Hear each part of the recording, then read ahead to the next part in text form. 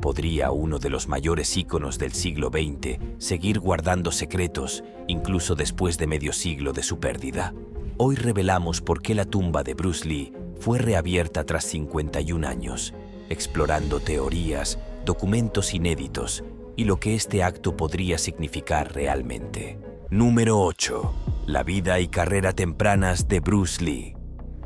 Antes de profundizar en el relato de su tumba abierta, echemos un vistazo rápido a sus primeros años de vida y la carrera que lo condujo a la fama, y por qué el mundo está tan interesado en las noticias sobre su tumba abierta. Bruce Lee, nacido el 27 de noviembre de 1940, fue considerado un artista marcial, cineasta y filósofo hongkonés y estadounidense. También fue conocido por ser el fundador del Jeet Kune Do, una filosofía de artes marciales que se formó a partir de su experiencia en combate sin armas, defensa personal, así como de las filosofías eclécticas zen, budista y taoísta. Desarrolló una carrera que se extendió por Hong Kong y Estados Unidos. Bruce Lee fue considerado la primera estrella de cine china global y uno de los artistas más influyentes en la historia del cine. Bruce Lee, conocido por sus papeles en 5 largometrajes de artes marciales, fue reconocido como quien contribuyó a la popularidad del cine de artes marciales en la década de 1970 y en Hong Kong. Criado en el Hong Kong británico, se dice que Bruce Lee se familiarizó con la industria cinematográfica hongkonesa a una edad muy temprana gracias a su padre. Sus primeras experiencias en artes marciales incluyeron Wing Chun, Tai Chi y frecuentes peleas callejeras. Tengo varias preguntas. ¿Cuál es la técnica más alta que espera alcanzar? No tener técnica. Muy bien. ¿Qué piensa cuando se enfrenta a un oponente? No hay oponente. ¿Y por qué? Porque la palabra yo no existe. Se dice que Bruce Lee se mudó a Seattle, donde se matriculó en la Universidad de Washington en 1960. Se dice que comenzó a ganar dinero durante esta época en Estados Unidos cuando empezó a enseñar artes marciales. Aunque siempre tuvo interés en la actuación, se dice que trabajaba desde su casa cuando abrió su primera escuela de artes marciales. Se dice que abrió una segunda escuela de artes marciales en Oakland, California, la cual atrajo mucha atención en el Campeonato Internacional de Karate de Long Beach de California en 1964, gracias a sus demostraciones y charlas. Posteriormente, se dice que se mudó a Los Ángeles, donde impartió clases a algunos de sus alumnos de entonces, como Chuck Norris, Sharon Tate y Kareem Abdul-Jabbar. Se dice que las diferencias culturales le impidieron expresarse plenamente tras interpretar a Kato en El Avispón Verde, lo que supuestamente le dio a conocer al público estadounidense. Tras su regreso a Hong Kong en 1971, se dice que Bruce Lee consiguió su primer papel protagónico en El Gran Jefe, dirigida por Lo Wei. Un año después, protagonizó El Puño de la Furia, donde interpretó a Chen Zhen. Se dice que escribió y dirigió la película El Camino del Dragón. Protagonizó Enter the Dragon, 1971, y Game of Death, 1978, coproducciones entre Estados Unidos y Hong Kong. Sus exitosas películas de Hollywood revolucionaron el cine de artes marciales y aumentaron el interés occidental en las artes marciales chinas. Sus innovadoras coreografías de lucha, más realistas y sin elementos fantásticos, ayudaron a que el Kung Fu superara al género wuxia. Su interpretación redefinió el papel del héroe masculino en el cine. Recibió numerosos reconocimientos, incluyendo el Golden Horse, 1972, el Premio a la Trayectoria de Hong Kong, 1994, y el Premio Estrella del Siglo, 2004. Su influencia se extendió por Europa antes de su trágica muerte. Si te están gustando estos datos curiosos, suscríbete en este momento para no perderte ningún video nuevo. Número 7. Impactantes afirmaciones sobre su muerte. Su impactante muerte, el 10 de mayo de 1973, se dice que Bruce Lee se desplomó durante una sesión de reemplazo de diálogos automatizados para Enter the Dragon en el estudio cinematográfico Orange Sky Golden Harvest en Hong Kong. Se dice que sufrió ataques epilépticos y dolores de cabeza. Fue trasladado de urgencia al hospital, donde los médicos le diagnosticaron edema cerebral, Se dice que lograron reducir la hinchazón mediante la administración de manitol. El 20 de julio de 1974 se decía que Bruce Lee se encontraba en Hong Kong para una cena con el actor George Lazenby, con quien iba a rodar una película. Según un informe, Bruce Lee se reunió con el productor Raymond Chow a las 2 de la tarde en su casa para hablar sobre la realización de la película Juego de la Mute. Se decía que trabajaron hasta las 4 de la tarde y que fueron juntos a casa de Betty Ting Pei, una actriz taiwanesa y colega de Bruce Lee. Los tres repasaron el guión en casa de Ting antes de que Chow se marchara a una cena. Se decía que Bruce Lee se había echado una siesta. Se informó que Bruce Lee también debía asistir a la cena, pero no apareció. Tras esperar un rato, Chow decidió ir a ver cómo estaba Bruce Lee, pero no pudo despertarlo. Se decía que llamaron a un médico. Se informó que pasó 10 minutos intentando reanimar a Bruce Lee antes de trasladarlo en ambulancia al Hospital Queen Elizabeth. Llegó al hospital y lo vi tendido allí, donde le inyectaron una gran cantidad de algo directamente en el corazón. Se informó que Bruce Lee falleció al llegar al hospital. Según se informa, falleció a los 32 años.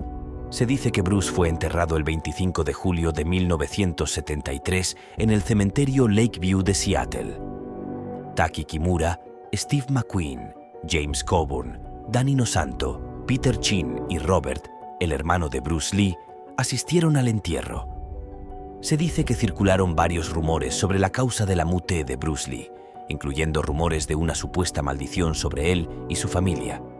Según el informe de la autopsia realizada a Bruce Lee, se informó que su mute se debió a un edema cerebral debido a una reacción a compuestos presentes en la medicación que supuestamente consumía.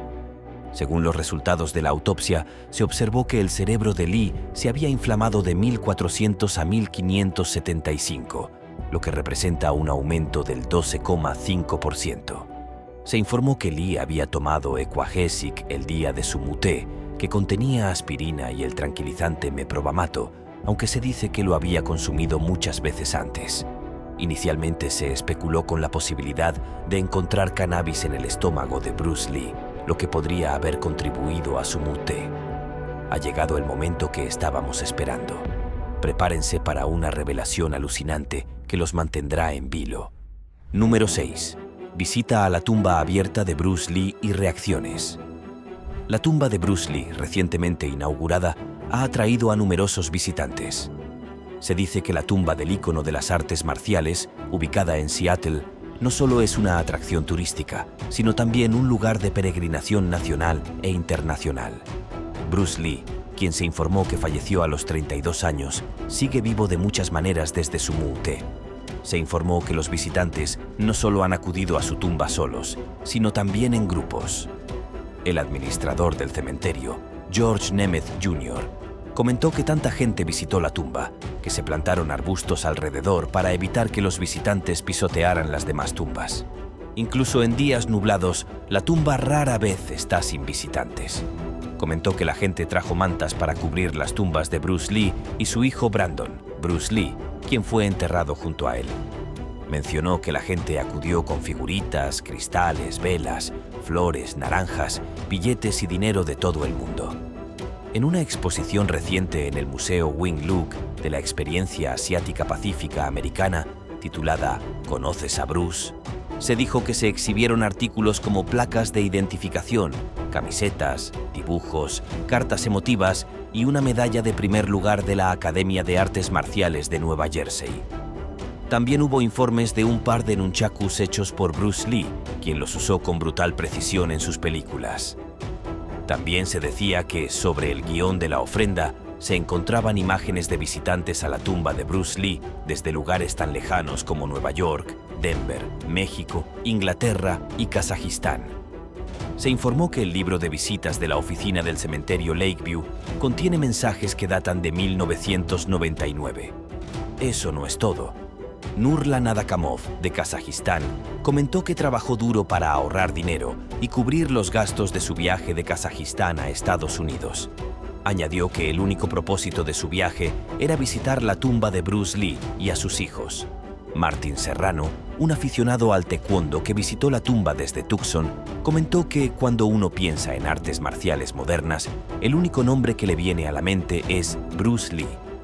Comentó que solía enseñar artes marciales y que Bruce Lee fue una gran inspiración para iniciarse en ellas. Se dice que otros encontraron una conexión a través de su historia familiar. Heidi Martínez, otra visitante que también se dice que entrenó en taekwondo, visitó la tumba de Bruce Lee a los 18 años. Se dice que estuvo ante la tumba en su segunda visita y habló de cómo Bruce Lee había sido una inspiración para ella durante su infancia.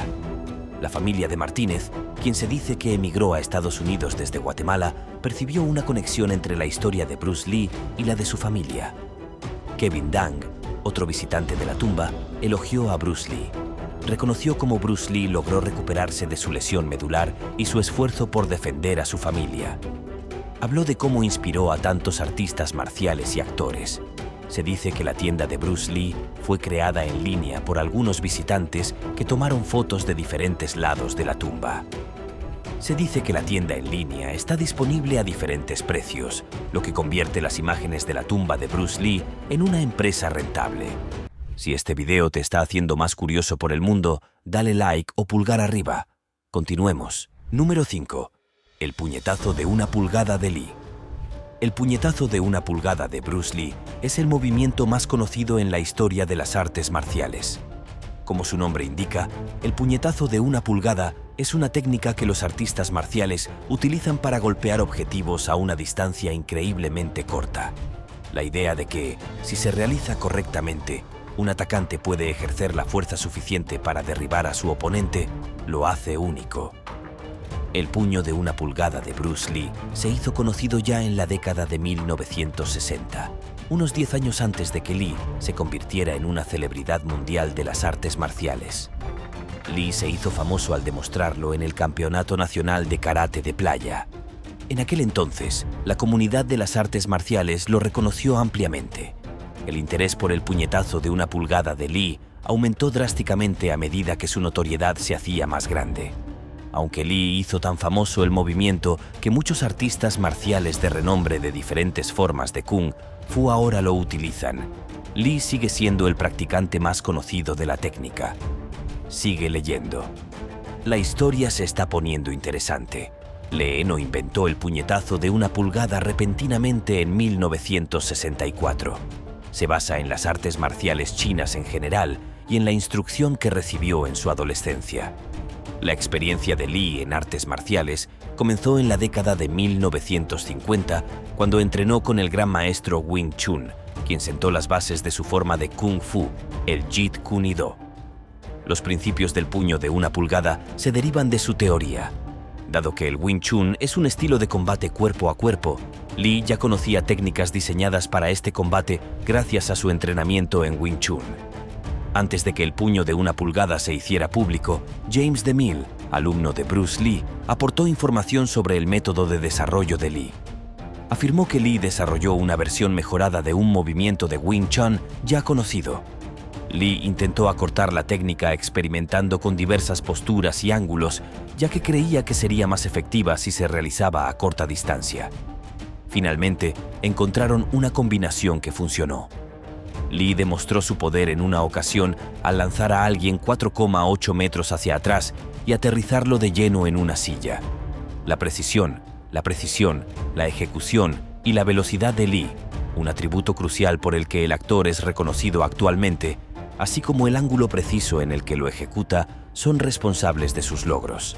El puñetazo de 2,5 centímetros de Bruce Lee es poderoso gracias a su velocidad, una de las razones por las que tan pocos artistas marciales han podido replicarlo con tanta precisión.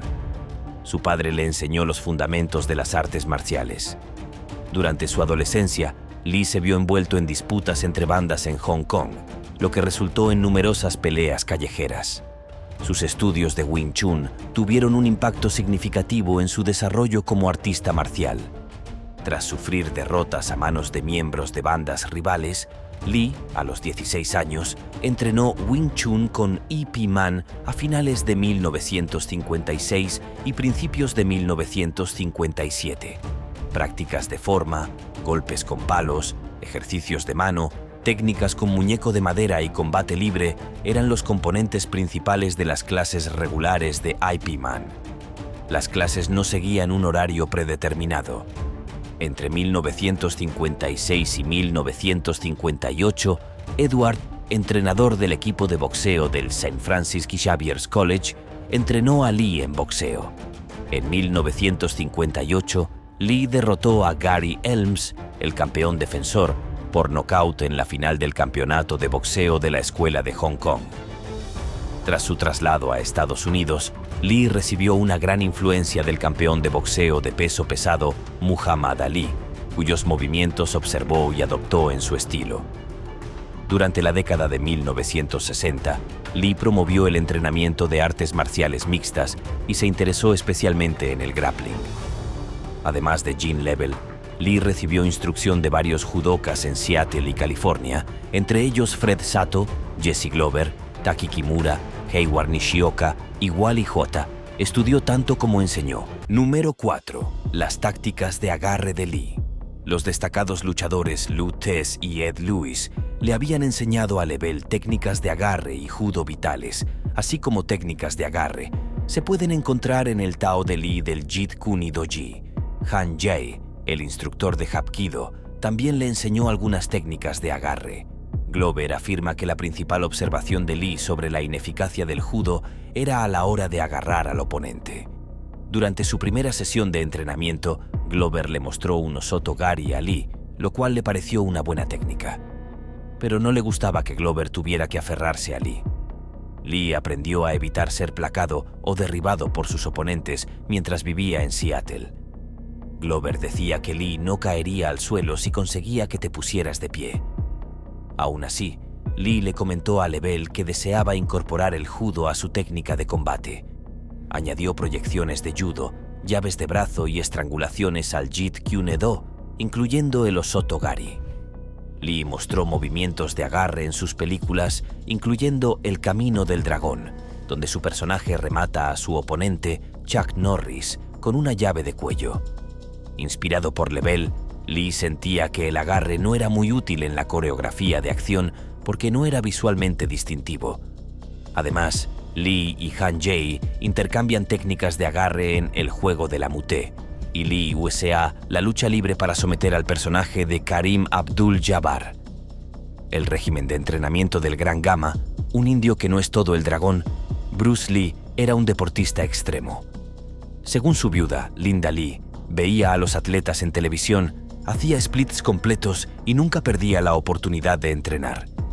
La esposa de Bruce afirmaba que practicaba y perfeccionaba sus habilidades prácticamente a cada minuto del día. Sabía que necesitaría practicar y ejercitarse muchísimo para convertirse en el mejor artista marcial del mundo. Para Lee, fortalecer su core era la máxima prioridad. Como creía que la región abdominal, o core, participa en prácticamente todos los movimientos y es crucial en las artes marciales, Lee creó lo que ahora se conoce como la bandera del dragón en su honor para fortalecerlo. Se considera uno de los entrenamientos de core más desafiantes disponibles si no logras dominarlo. Sin embargo, como Lee no jugaba, se dice que era capaz de sostener todo su cuerpo en el borde de un banco, con solo los hombros tocando algo, mientras que el resto del cuerpo permanecía perfectamente rígido y horizontal al suelo. Es posible que Stallone popularizara el movimiento en Rocky IV.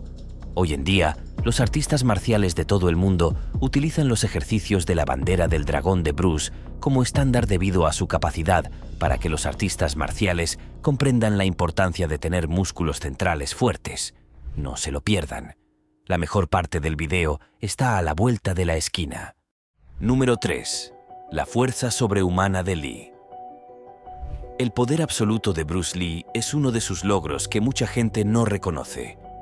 Aunque parezca obvio que un artista marcial debe poseer fuerza, la mayoría de la gente desconoce el verdadero nivel de fuerza de Bruce Lee. Mucha gente piensa que tener músculos muy grandes equivale a fuerza. Lo más probable es que, cuando imaginas a alguien poderoso, imagines a alguien de aproximadamente 1,80 metros de altura con más músculos de los que podría necesitar. Bruce Lee era un hombre pequeño, pero poseía una fuerza inimaginable. Examinar sus sacos de boxeo es una forma sencilla de demostrarlo. Bruce practicaba puñetazos y patadas con sacos de boxeo como otros, pero los devoraba al instante. Con frecuencia golpeaba o rompía sacos de boxeo estándar hasta el punto de que le resultaba incómodo usarlos. Por lo tanto, Bruce tenía que encontrar sacos más densos y pesados que no se rompieran con el impacto de su extraordinaria potencia. Recordemos que un saco de boxeo típico pesa aproximadamente 50 kilos. Sin embargo, Bruce solía utilizar sacos de más de 135 kilos. Según los informes, Bruce podía patear estos sacos a muchos metros de altura, lo que demostraba lo asombrosas que son las cosas. Bruce podía mover estos sacos, pero si intentabas patear uno tú mismo, probablemente no se moverían más de 2 o 5 centímetros al hacer contacto. Bruce Lee comprendía el cuerpo humano como un profesional. No solo podía realizar una cantidad asombrosamente alta de flexiones, sino que también podía completarlas con una sola mano. En una ocasión, le sometieron a una prueba para determinar cuántas flexiones podía completar. Bruce Lee demostró una fuerza extraordinaria al realizar 200 flexiones con 2 dedos y 100 con el pulgar. También hacía cientos de dominadas con una mano y más de 1500 flexiones consecutivas. Como actor de artes marciales en los años 60 y 70, su velocidad sobrehumana presentó un desafío único. Las cámaras de la época, que solo grababan a 24 fotogramas por segundo, no podían capturar sus movimientos correctamente durante el rodaje de El Avispón Verde.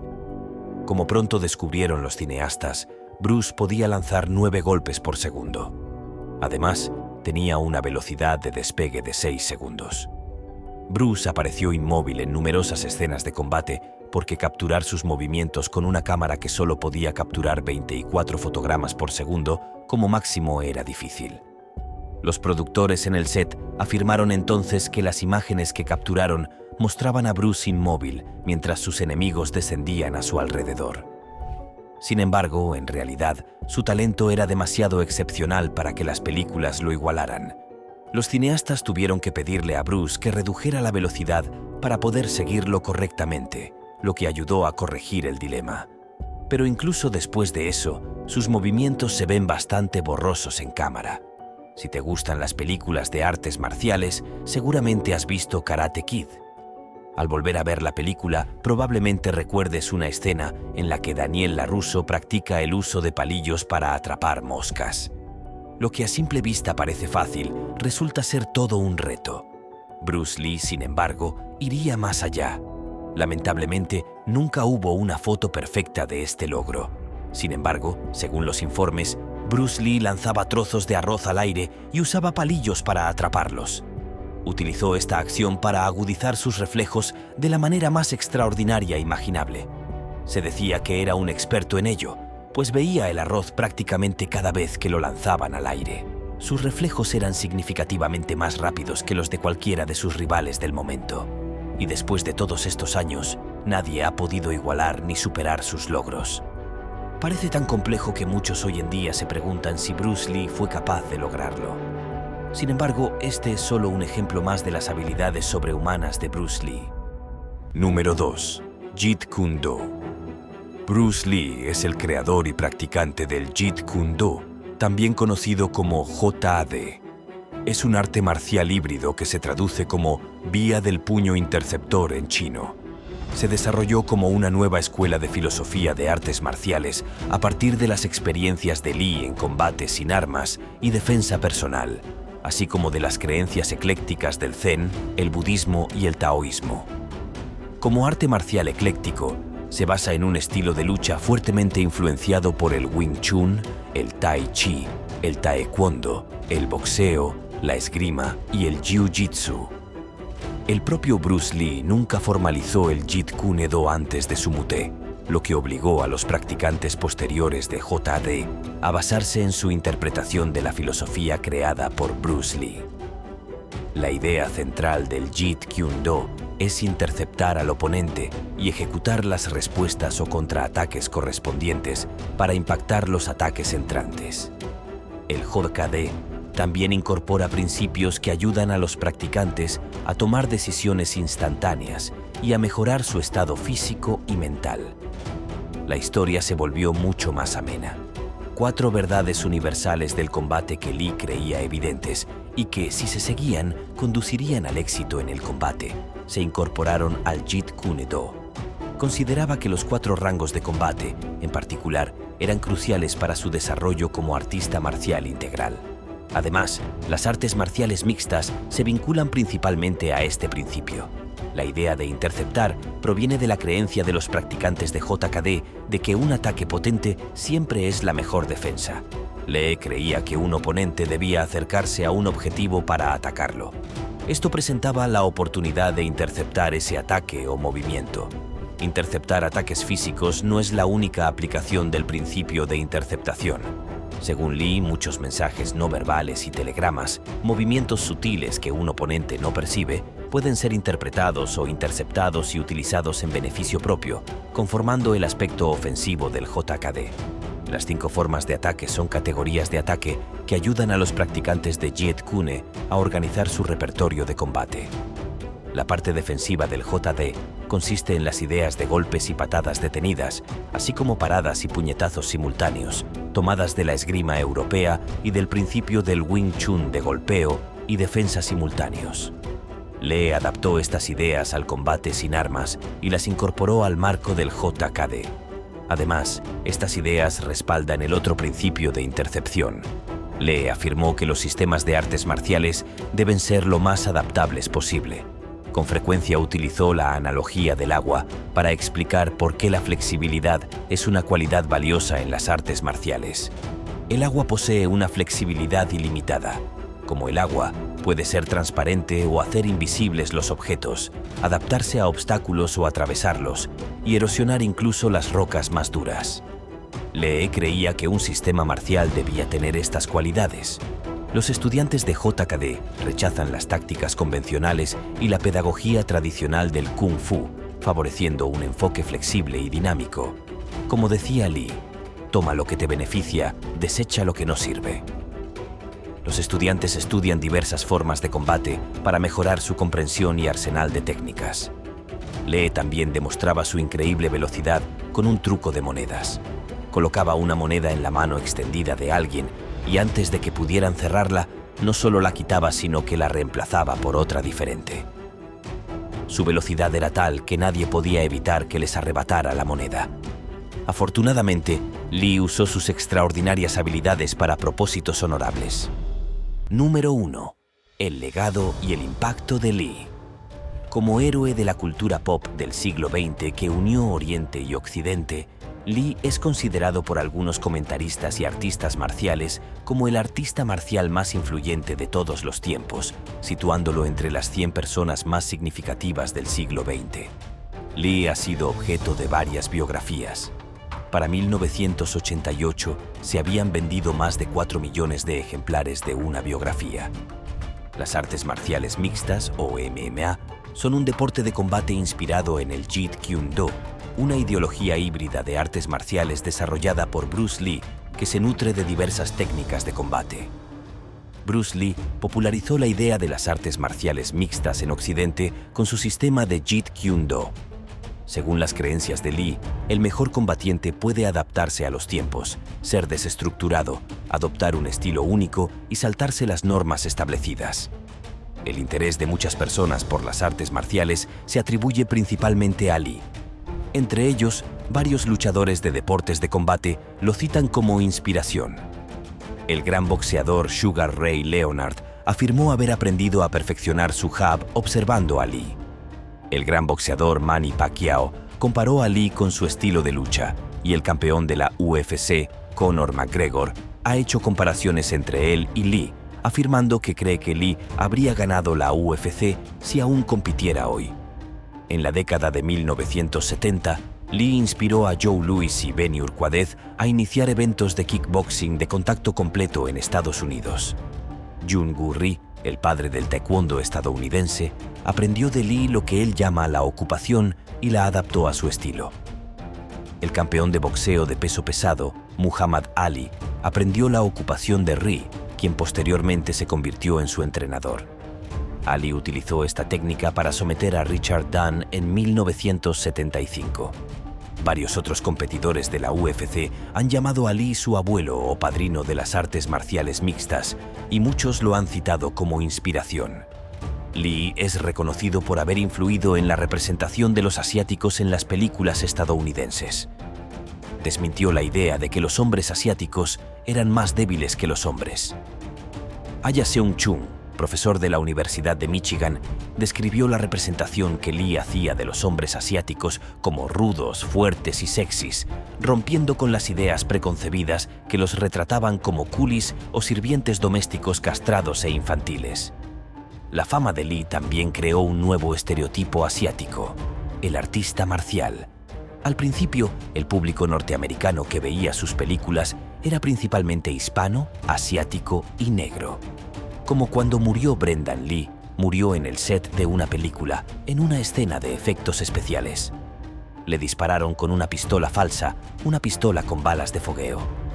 Pero aún quedaba un trozo de casquillo o algo similar en la recámara que le disparó. No son muchas las personas que mueren y son lloradas y celebradas activamente después de más de medio siglo, pero Bruce Lee es una de esas leyendas. Si bien su vida tuvo un gran impacto, su muerte es posiblemente una de las mayores controversias del Salón de la Fama. Nos vemos en el próximo video.